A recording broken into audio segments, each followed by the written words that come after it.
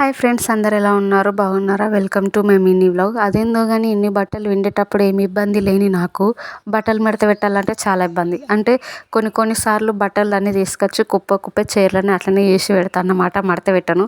అదే టైంలో ఎవరన్నా ఒకరు మా ఇంటికి వస్తారు, ఏమైంది బట్టలు మడత పెట్టదా, ఎప్పుడు ఇట్లనే ఉంచుకుంటుందా ఏంది అనుకునే విధంగా. నేను మడత పెట్టిన బట్టలు మా వాళ్ళు ఒక డ్రెస్ కోసం 2 డ్రెస్సులు బయటకు తీసి పెడతారన్నమాట. అట్లాంటప్పుడు మడత పెట్టడం ఎందుకు, ఒక్కొక్కసారి కుర్చీలోనే ఉంచితే బాగుంటుంది కదా అనిపిస్తుంది అన్నమాట. ఇంకా నా పని అట్లా కంప్లీట్ అయిందో లేదో మా వాళ్ళు అయితే ఇట్లా దిగిరన్నమాట. ఇంకా వాళ్ళు ఇంటికి వచ్చిన తర్వాత వాళ్ళకు కాలు చేతులు కడిగిపించి అన్నం తిని పెట్టిన తర్వాత నేను మా ఇంటి దగ్గర ఆంటీ నాకు బ్లౌజ్ అయితే ఇచ్చిండే. ఇంకా 2-3 సార్లు ఇంటికి వచ్చి అడిగింది, కుట్టినవా అని. నాకు కొంచెం ఊర్లకు అటు ఇటు తిరగడం వల్ల నేనైతే కుట్టలేదు.